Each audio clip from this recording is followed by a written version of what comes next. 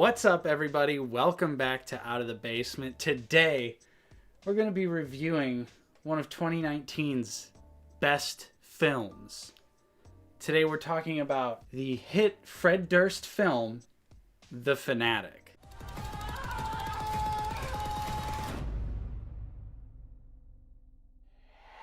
We've waited 10, maybe 11, 12 long years for Fred Durst to return to his amazing filmography.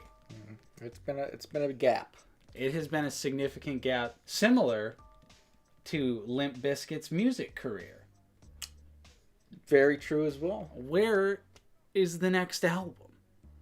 So this is a horror thriller about a man played by John Travolta. His name is Moose, and he suffers from Google.com's version of autism. What John Travolta thinks is autism? John Travolta Googled, how are people with autism? And then nailed it. He killed it.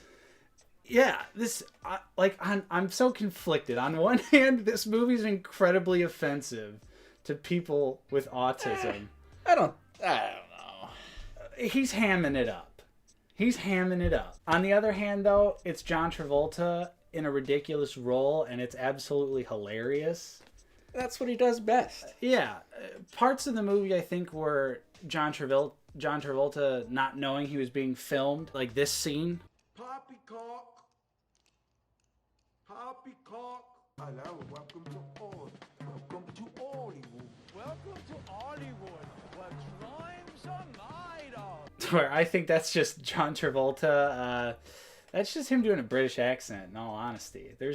I could feel the energy coming through the TV in that scene, and I know that John Travolta was like, I'm fucking nailing it right now. He was like, That's why you get the big bucks. He's also a producer of this movie. Yeah. And Fred Durst did the screenplay, did the story, also a producer of the film. He's all over this place. He's on the soundtrack. There's the Limp Bizkit scene. We're getting off track, though. Back it up. So Moose is obsessed with horror movies, and he's obsessed with a particular actor, Hunter Dunbar, who is played by Hollywood God hunk himself. Devin Sawa, buff as frick in this movie for no reason at all. After those tween movies dried up for him, homeboy hit the fucking gym. He's yoked out of his mind in this movie. Like at the end when he's okay. Gerald's game in it. Spoiler alert for the movie. This isn't a good movie. This is a movie to watch with your friends and to have a laugh at. It's funny. It's worth watching at least once. It's 100% worth watching. So spoilers, honestly, who really cares? So he's tied up at the end of this movie, and his muscles are so huge. You're like, he's about to fucking Hulk out of that raglan. Just like, is he trying out for the next Captain America role? That's what I really want to know. I'd cast him. Moose eventually ends up meeting Hunter Dunbar. Things don't go well. At a signing. Hunter clearly has some marital issues with his wife, and they have a kid together, but they are clearly divorced, or at least separated, because old Devin Sawa's been getting it with the maid, Dora. Classic. He's Schwarzenegger in this movie. And things escalate from there.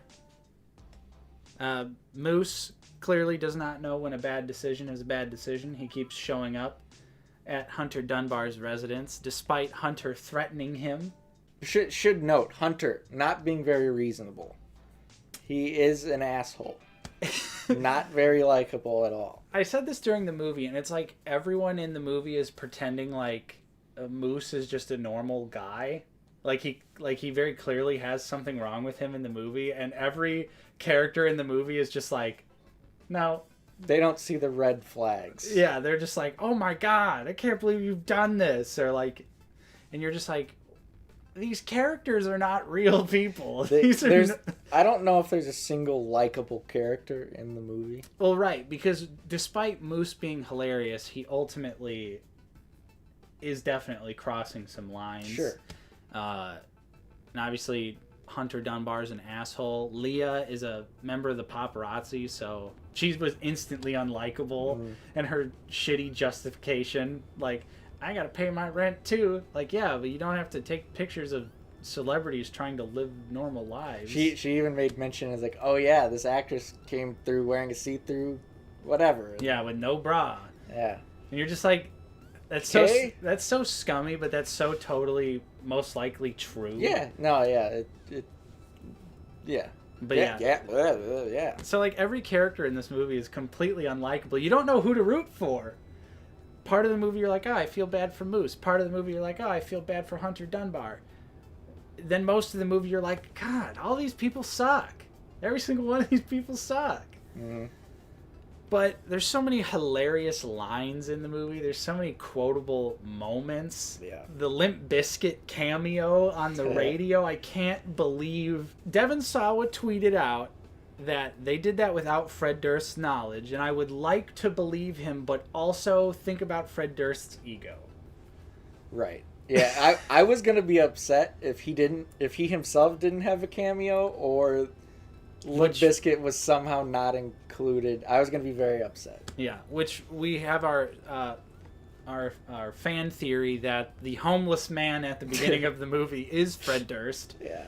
And you can't convince us otherwise. I'm pretty sure he's wearing a bucket hat, which was a dead giveaway. That Fred Durst had that bucket hat phase. Yeah, later on. Yeah, that was like comeback Limp Bizkit. Yeah, he was like the red hat, no, bucket hat, yes. He's tired of that red cap getting a rap from those critics. So, I mean, I will say though, you know, I like Devon Sawa's performance. I thought he did a good job of a completely unreasonable, unrealistic human being. He did I thought he felt the most natural. Like, he did the best job acting. True. Because John Travolta was just like, he's hamming it up. He's having in his mind, he's having a goofy good time. Yeah.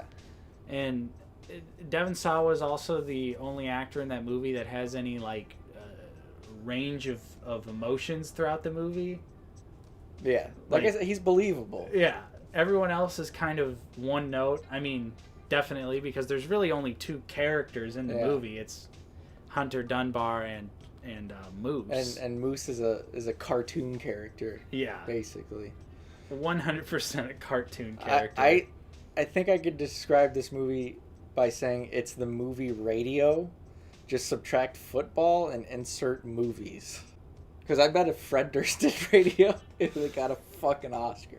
Listen, I don't remember Radio that much. But I watched it and I remember liking it as a child. Yeah, that's the last time I I saw it. So in all honesty, I can't really say that. Didn't that kill what's his name's career? Cuba Gooding Jr.? Cuba. Maybe. I don't know. I think it did. I wasn't too big on the Cubester. I liked my Ice Cube. That was my preferred cube. Hell yeah. Triple X, State of the Union. Yeah, Anaconda. The classic films. Are we there yet? What's that one with Fred Durst? Fred Durst's movie had Ice Cube in it.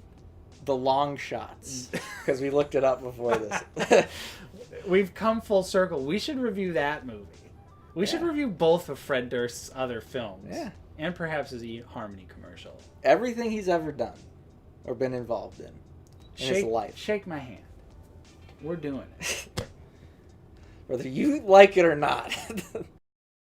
This movie is also randomly pretentious at times. There's like lots of narration in the drawings. Yeah, and there's like drawing animation interludes. And it's very confusing. Because you're like, on one hand, you know, Fred Durst he's a troll. He's got a sense of humor. So on one hand, I'm like, how serious am I supposed to be taking this movie? Just knowing, like, honestly, just being a fan of Limp Bizkit and knowing his antics, it's like, how much do I believe is, like, intentional versus how much this is just a dog shit movie? So it's really hard to, like, say whether it's, like, good or bad, really. I mean, it's definitely bad, but it's hilarious, and I'd watch it again. I think this could easily fit into a so bad it's good marathon. Oh, easy. And it was an easy watch. Yeah, it's 89 minutes. Nothing. I didn't suffer at any point. It's nice and short. There's enough zany John Travolta moments to keep you dangled along throughout the movie. And I'll say it right now. It's better than Joker. It is. Joker stole everything. Thematically, Joker and The Fanatic are the exact same film. No joke. That's not even a meme. It's funny. It sounds funny, but there's some beat by beat. Like, or you could insert the sad violin music from the Joker into this movie, and it would fit perfectly.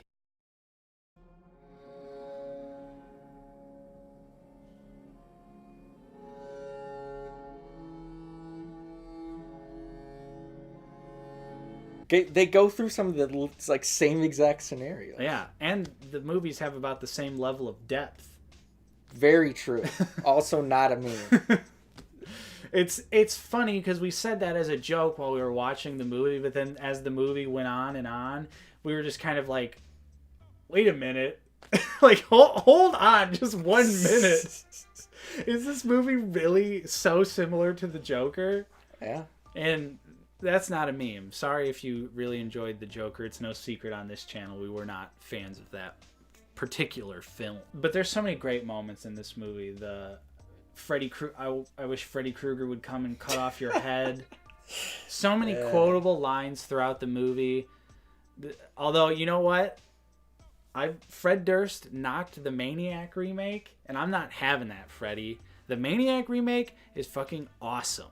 How dare you? Specifically at the end of the movie, things get really hilarious when Moose is spending the night with Hunter Dunbar's character. And they wake up next to each other. Yeah, and so there's a point in the film where Moose breaks in to Hunter Dunbar's house. He kills the maid.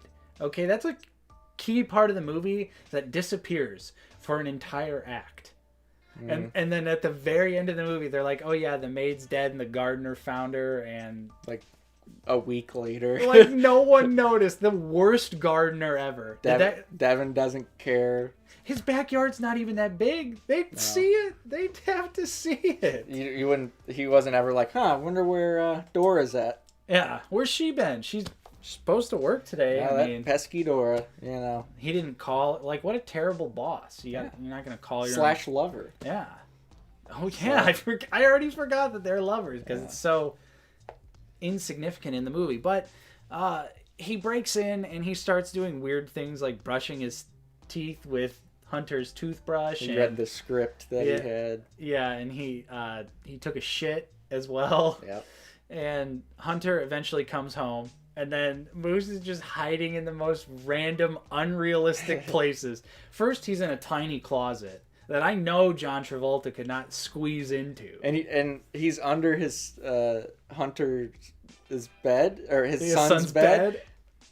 And I just thought of this now, but John Travolta, Moose would have had to get up from underneath the bed and go out of his son's room without being detected by his son.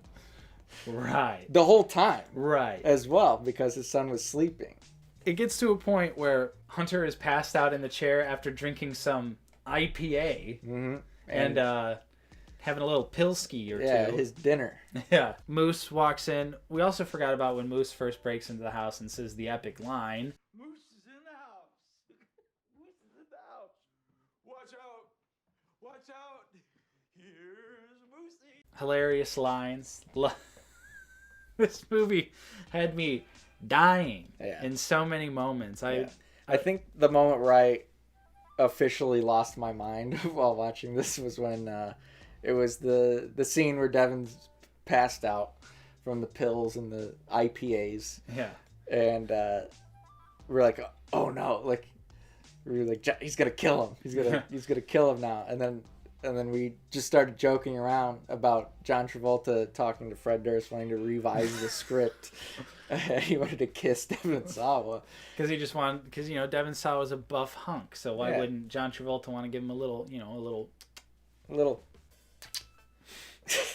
And 5 seconds later, he fucking kisses him. I was like, you gotta be joking. We were screaming. And he takes a selfie too. And then later you find out he posts it to social media. Yeah, and the cops weren't alerted until the gardener snitched that he found Dora dead. Yeah, okay. After a week. So at the end of this movie, Hunter Dunbar is tied up. Moose is sort of like he's like testing out like acting things on Hunter, and eventually Hunter gets free and they have a little fight. Hunter straight up blows Moose's hand off with some sort of lever action rifle, and then stabs him in the eye. And then picks him up and puts a little rag around his stub and is like, there you go, buddy. Yeah. Get out of here. And somehow this just happens to line up with the gardener noticing the dead body in the backyard. Like, you know, as soon as it happens, as soon as the police knock on the door, because you're like, oh, because he's Devon Sawa, Hunter Dunbar is covered in blood, and you're like, oh no. And then you find out that, oh, now it looks like he killed the gardener, which... Good thing there's no such thing as DNA, and we're in the 70s still. Like the cops are just like, he did it. Case closed, Johnny. Book him. Lock him up. Go ahead and put him in the slammer. This one's open and closed. We're putting him under the jail. Yeah. Like, they don't test the blood on him at all to find out it's none of hers. This is John Travolta's blood.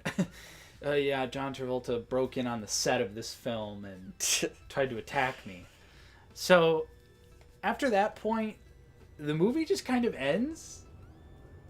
Moose is walking down the street, bleeding profusely, and Leah comes up and she's just like, oh, they're there, let's take you to a hospital. And then he's like, I'm not a stalker. Yeah. And then the movie hits the black screen, and then it repeats the line from earlier in the movie where Moose yells, I am not a stalker! Absolutely had a blast with this one. It's definitely a shitty movie. Not good at all, but it's a damn hoot. And I would recommend it to anyone who loves watching so bad they're good movies. Oh, yeah. Steve, do you have any final thoughts of the film? No, I think we covered it. I think we covered it pretty well. Yeah. So that was the best film of 2019, The Fanatic. Recommend you check this one out. It's on Amazon Prime, so you can watch it for free, but also the Blu-ray is available at your Targets, your Walmarts, and it's super cheap. Yeah. It's like $13. Even the DVD's like $9.99. Yeah. So go ahead and upgrade to the Blu-ray for like $2 extra. You gotta support our boy Fred. Maybe this will encourage him to get back to making some Limp Bizkit tunes so we can get that album out. And playing Festival of the Lakes again, because Limp Bizkit still owes us a show. Fred Durst did personally promise me and Steven that he would return to Festival of the Lakes to have their performance again because it rained. Mm-hmm. He was like, yo, Nate! Yo, Buck! What you want to do? This video's over. We're done. Yep. Of course, if you enjoyed this review, don't forget to like and subscribe. We're always talking about action figures, movies, and Blu-rays on the channel. And Fred Durst. For all your Limp Bizkit news, hit that. Yeah. Ring that bell. I know most people know us for movies, Blu-rays, and bullshit, but I think it's time we scrap all of that and go strictly Fred Durst news and reporting. Thank you so much for watching, guys. I'm Nate. I've been joined with Steven. Take care. And we'll see you guys next time on Out of the Basement.